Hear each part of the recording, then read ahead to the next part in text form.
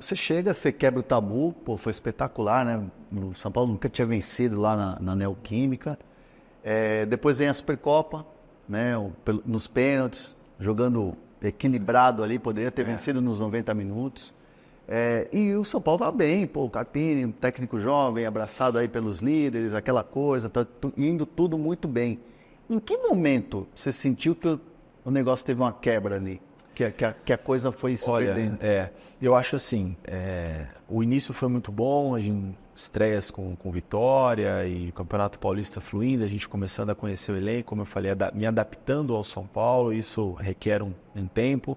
Aí em 20 dias você tem uma decisão do tamanho dessa de uma Supercopa contra um rival, né, um clube que vem ganhando títulos todos os anos há um período recente aí, então era muito importante esse título para a história do clube, era muito importante para o São Paulo, importante para mim. Apesar de que, aí fazendo uma comparação, quando eu cheguei no Vitória, tinha um ponto e hoje nós temos 12, as coisas estão acontecendo e tem muito do trabalho do Léo também, coisas boas, por mais que aconteceu a troca. Então, na questão da Supercopa, eu ouvi muito, mas o trabalho da Supercopa era do Dorival. Então, é claro que tinham coisas do Dorival, mas já tinha coisas também do meu trabalho, porque se perde, o trabalho era meu, se ganha, o trabalho era do Dorival. Então, acho que quando as coisas são boas e favoráveis, elas tendem a ter menos repercussão. Então, eu percebi que a Supercopa, ela pesou menos o título, foi uma sensação que eu tive, do que a eliminação para o Novo Horizontino, que eu acho que foi quando as coisas começaram a perder um pouco o controle. Naquele momento, aí teve o tabu, que foi muito maravilhoso para mim, para o clube, o título que foi fantástico. A classificação em primeiro do grupo, eu acho que da maneira que foi, ela deu gerou uma certa desconfiança. Aí entra em questão as pessoas falando muito, né, potencializando a idade, é um jovem, a gente quer tanto essa reformulação, mas quando ela começa a acontecer, a gente não dá o suporte necessário para que aconteça, parte das pessoas, não generalizando. E quando eu falo disso, eu falo em relação um pouco da imprensa, da mídia, não do clube. O clube me deu o suporte e deixou que eu tomasse as decisões. E eu acho que da maneira que nós classificamos, mesmo que foi em primeiro, no melhor grupo, com 23 pontos, se eu não me engano, naquele jogo contra o Ituano, as lesões, muitos jogadores importantes fora do início. Depois da Supercopa, eu fiquei no São Paulo quase 4 meses. O Lucas jogou comigo 3 jogos. O Rato teve uma lesão que ele jogou também 2 ou 3 jogos. Voltou contra o Tadieres e machucou. O Rafinha jogou o jogo da Supercopa há meio tempo. O Luiz Gustavo, a questão do tendão, o Moreira machucou. Então eu tive muitos problemas de início de temporada, que é aceitável, até pelo nível de exigência que foi a final, que eu acho que até passou um pouquinho do limite para que os atletas dessem a resposta e dessem o título para o São Paulo. Então, acho que isso tudo também atrapalhou, mas acho que nesse momento da classificação e pós isso a eliminação para o Novo Horizontino, as coisas perderam um pouco o controle. Aí potencializaram-se muitas coisas ruins, coisas da minha vida particular que não são verdades, que até hoje eu estou, né, processando as pessoas responsáveis por aquelas mentiras criminalmente. Isso é público. Então, isso tudo, as pessoas sempre dando uma pitadinha e aí foi tomando uma proporção e eu vi que isso gerou um certo desconforto dentro do São Paulo. O elenco começou a ficar inseguro, ansioso pelo momento ruim e começou a gerar insegurança, os resultados não acontecendo. A gente fez um excelente jogo na estreia, na minha opinião, contra o Fortaleza, em relação a números, mas a efetividade do resultado não aconteceu. Eu acho que tudo pela ansiedade de querer vencer. Os atletas queriam dar uma resposta para mim, para a torcida, para a imprensa, para mostrar que a culpa não era do trabalho. E aí, o outro ponto que acho que foi determinante foi a estreia da Libertadores contra o Tadieres em Córdoba. Machucam 2 caras. 3, né? E aí, eu nunca tinha vivenciado aquilo na minha vida. 3 caras, não 3 atletas qualquer, né? Rafinha, Rato e Lucas. Então, nós trabalhamos a semana de uma maneira para fazer um jogo, as mexidas meio já pensada, a estratégia, e a gente bem no jogo, melhor até que o Tadieres, com mais finalizações, um jogo ali difícil, como é um jogo de Libertadores na Argentina. E aí, quando eu começo, perde o Lucas, perde o Rafinha, perde o Rato. Aí, na última do Rato, faltavam 3 minutos para o acréscimo. E eu tinha o Alisson, que tinha passado mal uma virose, o Rames, que não aguentaria os 90 minutos. Eu não poderia fazer a terceira com 3 minutos para acabar o jogo.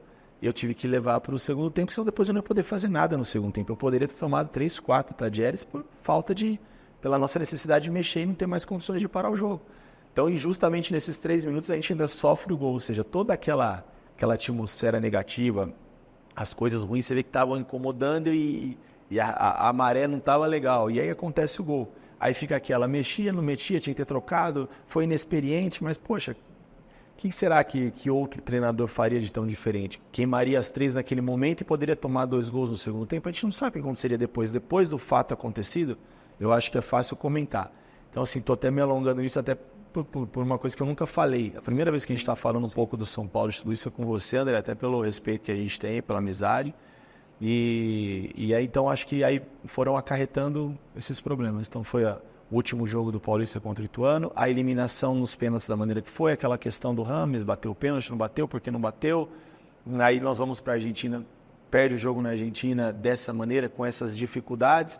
Aí a gente vem jogar contra o Cobresal em casa, a gente vence o jogo e mesmo assim a gente continua sofrendo vaias, críticas direcionadas a mim, parte do elenco, começam isso a afetar os atletas, então a gente não conseguiu mais desfrutar nem das vitórias. Então acho que chegou um ponto que começou a ficar insustentável.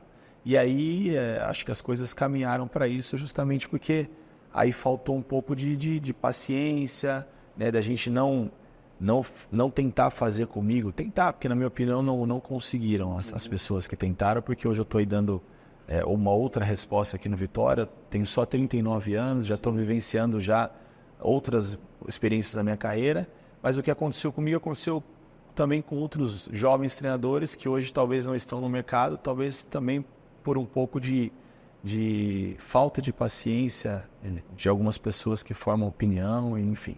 Eu acho que naquele momento a minha saída do São Paulo era inevitável e necessária para que as coisas dentro do São Paulo voltassem a acontecer da maneira que elas aconteceram. Eu não acredito que em 3 ou 4 treinos a nova comissão técnica fez uma mágica, não tinha nenhum bom legado do meu trabalho. Assim como eu peguei um bom legado do Dorival e as coisas aconteceram, com certeza coisas boas eu deixei para que o resultado acontecesse tão de imediato, porque no futebol não tem mágica, tem trabalho, tem tempo, tem continuidade. Você acha que se de repente no teu lugar tivesse um técnico estrangeiro, teriam mais paciência? Com certeza, com certeza. Foi assim com...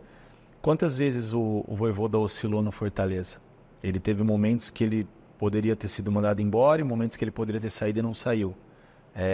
O início do Abel no Palmeiras não foi tão fácil, mas ele teve respaldo.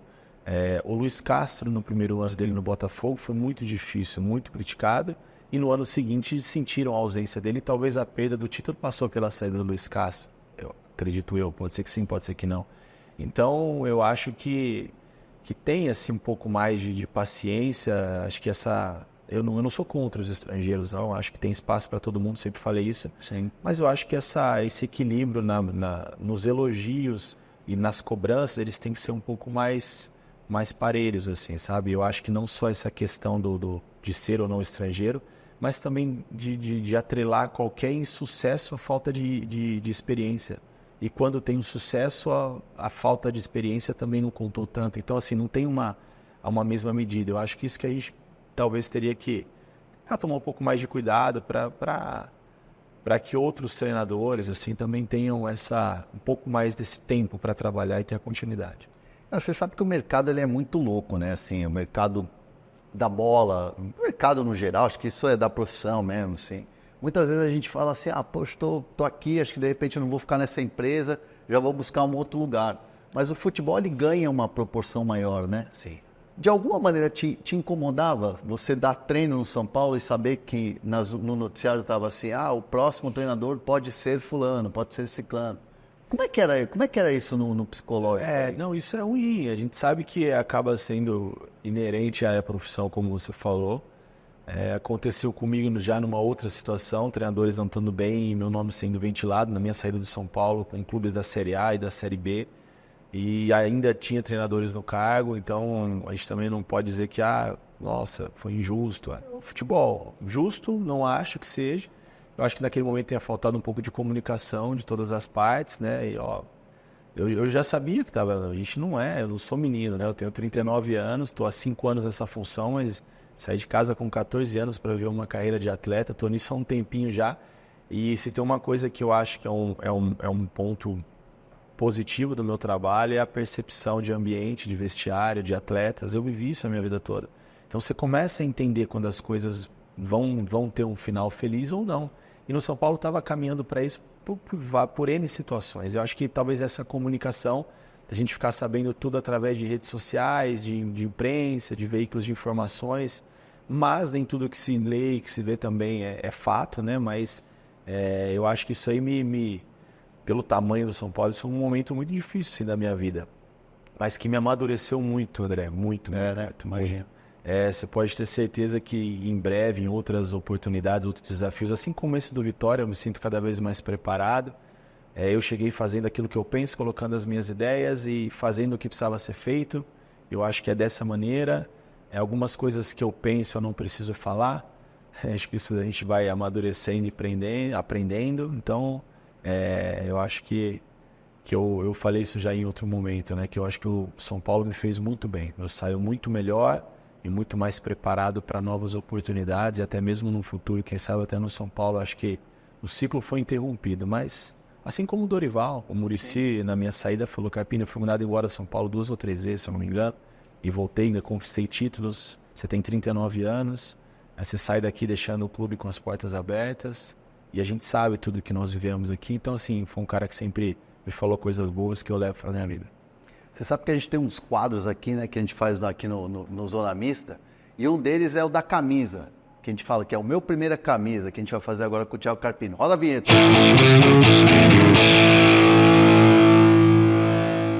Primeira camisa que você lembra de ter vestido e tal, de ter... Pode ser camisa de time, de seleção, mas a primeira camisa, porque assim, você como jogador vestiu várias camisas. Sim. Agora como treinador também já de comissão técnica, algumas camisas.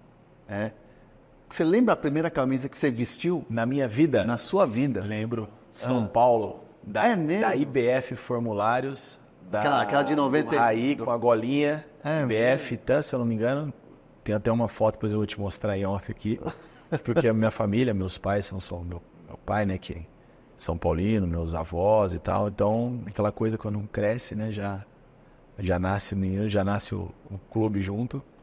Então, a primeira camisa que eu lembro que eu vesti, eu lembro que eu tenho uma foto num quadro bem bebê, com essa camisa. Foi próximo ali da camisa, acho que do Mundial de 92 ou 93, não lembro. Eu lembro. E era a branca ou a branca? A listra. Que tem o IBF Formulários, que é um patrocinador conhecido da época, conhecido, né? Da época. Porque quando o time ganha tudo, até o patrocinador ele fica marcado, né? né? Época do São Paulo. Aí depois foi TAN, né? Foi TAN depois, mas essa era a IBF. Essa é a IBF. Então essa era bem de 92, né? Do título da Libertadores, 92. Né? O teu pai é São Paulino, né? Meu pai e meu avô. Meu pai eu não fui criado com ele, mas a gente se reencontrou um pouco mais tarde. E aí ele é muito São Paulino. Ele vinha às vezes de Barretos de ônibus para assistir os jogos do Morumbi, voltava depois. Olha que legal. Chorava, tal, aquela emoção, né, de realizar um sonho mais dele também, né, o time de coração dele. Pô, que legal. Me surpreendeu.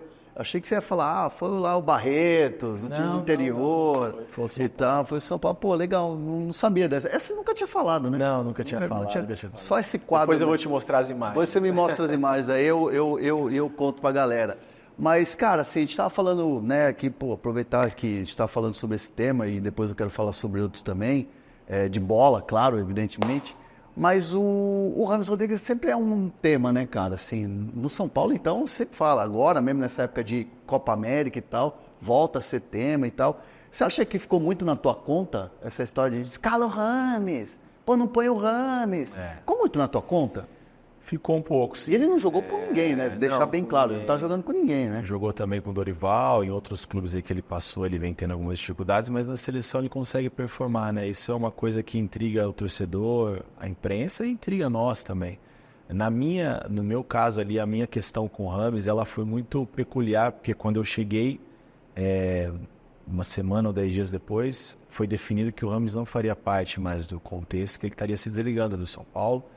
Aí mesmo assim nós levamos todos os atletas para a Supercopa, convidamos que ele fosse junto, ele não se recusou, não foi.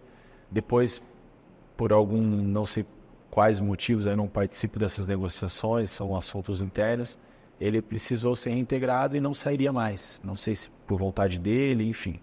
O Rames saía, não saía, fica, não fica. E isso ficou naquela, o Rames fica, não fica, o Rames treina, não treina. Então isso atrapalhou um pouco, as coisas estavam acontecendo.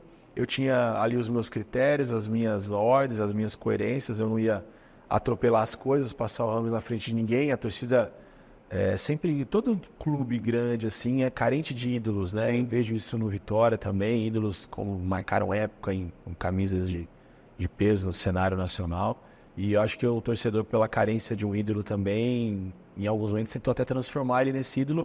E a gente não via, eu pelo menos não via em alguns momentos no dia a dia, com essa questão de fica ou não fica, a coisa bem definida para que ele ocupasse esse espaço. Então, talvez tenha pesado um pouco. Sim. E é claro que acho que depois é mais fácil de falar. Eu imagino que você na época ali estava se resguardando, mas ele pediu para não bater o pênalti. Outra coisa que é bom lembrar, assim, sabe, André? Eu li muita coisa, que o Rames foi uma imposição para que ele jogasse, por exemplo, contra o Tadjeres, que ele foi titular, que eu coloquei ele para jogar, que foi o primeiro jogo depois da eliminação, depois daquele episódio dos pênaltis. Nunca, em momento algum, o São Paulo, a diretoria, o presidente, o Belmonte, o Rui, o Muricy, qualquer pessoa ligada ao futebol de São Paulo, falou, escale A, B, C ou D. Jamais. Nunca ninguém interferiu dessa maneira no meu trabalho.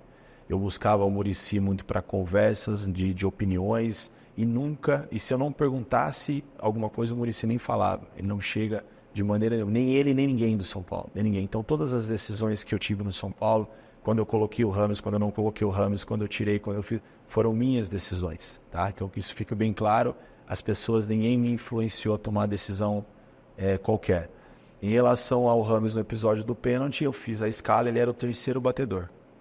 E aí o Rafinha encosta em mim, como líder, capitão, e falou, pessoal, acho que o Rames ele não quer bater, ele não tá confiante, que tinha perdido um pênalti sul-americano. E aí eu falei, e aí, irmão? Não tô bem, não tô confiante, não vou bater. Eu falei, pô, se o cara não tá confiante, né, o Rames ali naquela situação, eu falei, cara, não vou obrigar ninguém. E aí tinha 3 ou 4 atletas ali, o próprio Diego Costa, o Michel Araújo, não, eu bato. O Hélio também se colocou à disposição, não, eu bato. Então você tem os caras dentro ali que estão a fim de fazer, talvez sejam mais confiantes naquele momento, não tem porque eu falar, não, você vai bater. Aí se ele bate o terceiro e erra, eu falo, puta, o cara não estava confiante, ele falou, não devia ter deixado ele bater. E aí quando vem essa informação, você não sente segurança. Então aí o Michel falou, não, eu bato o terceiro. E justamente foi o cara que acabou errando, mas a fatalidade acontece. Um cara que nunca fugiu da responsabilidade dele, que eu tenho um respeito absurdo pelo Michel. Enfim, aconteceu, acho que o que tinha que acontecer, tinha um propósito nisso tudo, mas a questão do pênalti foi uma decisão, não foi assim, eu até disse naquele momento, quem está confiante bate, não é dessa maneira, quem está confiante sim, mas também quem treina e quem tem mais responsabilidade. Ele tinha que bater o pênalti.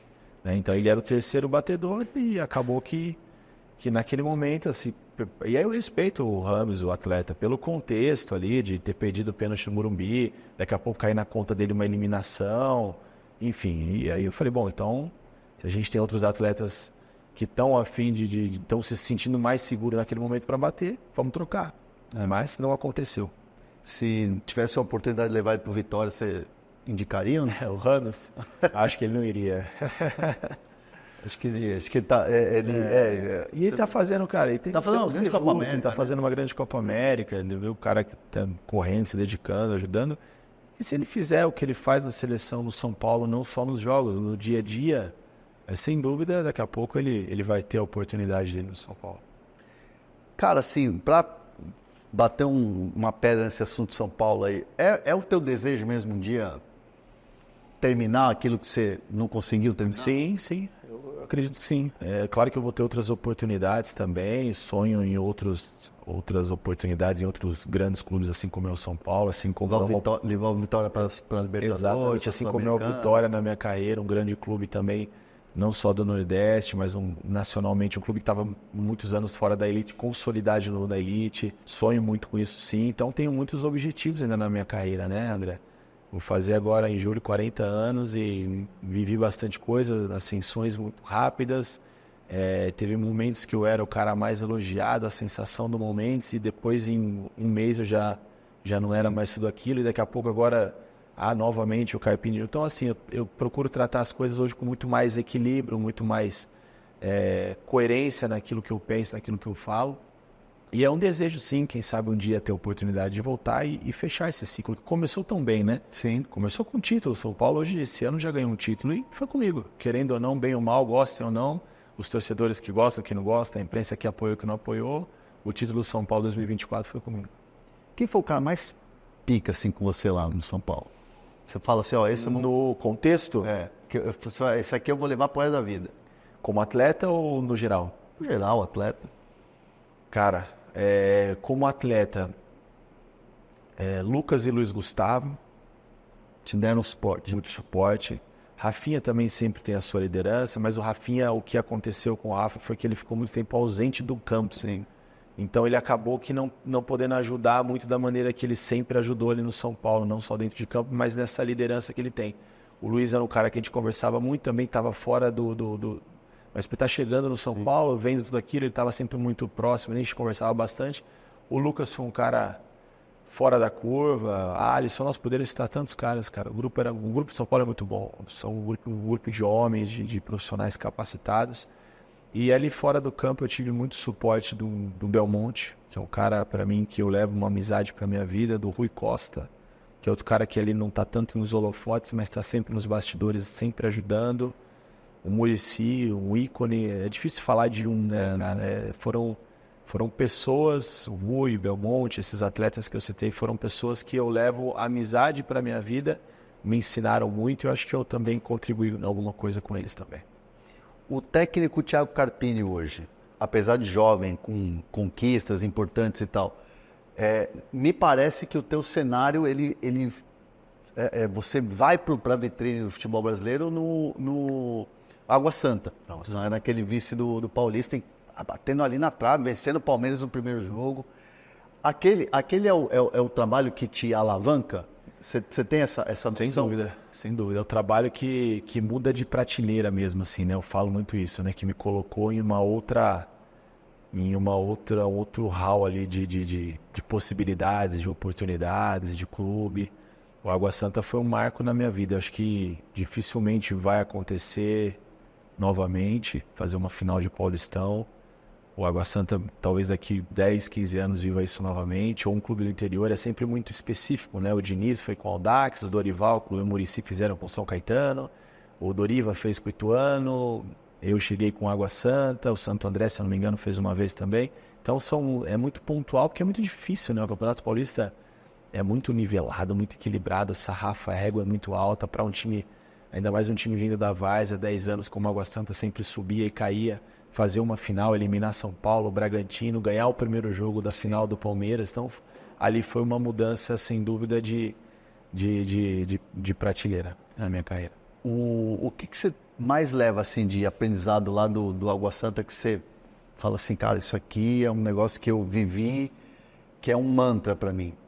Imagino que deva ter algumas coisas. Algumas coisas, mas assim, o que eu levo, que acho que tudo não, mas grande parte do jogo em si, do contexto ali dos 90 minutos, quando você tem muita competitividade, quando você tem muito compromisso coletivo, você consegue equiparar algumas valências tão distantes, por exemplo, de uma final Palmeiras e Água Santa.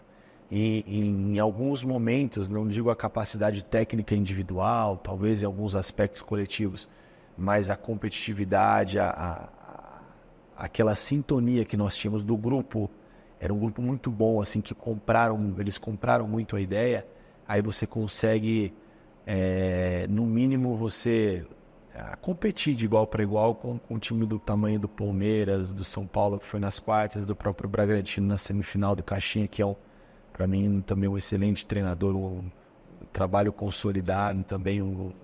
Enfrentei agora recentemente de novo o time do Bragantino, sempre um time muito organizado, muito agressivo. Foi lá, né, o jogo? Foi lá. Foi 1-0 só, não foi? 1-0 e a gente teve oportunidades ali até de ter um resultado melhor. Não, desculpa, foi 2-1. Foi 2-1. Saímos na frente. É verdade, 2-1. E teve a chance no final. É que 2-1 é 1-0. Mas então eu acho que essa é um legado que eu levo assim pela minha vida. Assim. Eu vou fazer agora o segundo quadro, que é o Isso ou Aquilo, com o Thiago Carpini, e só vem bomba. Não, tô brincando.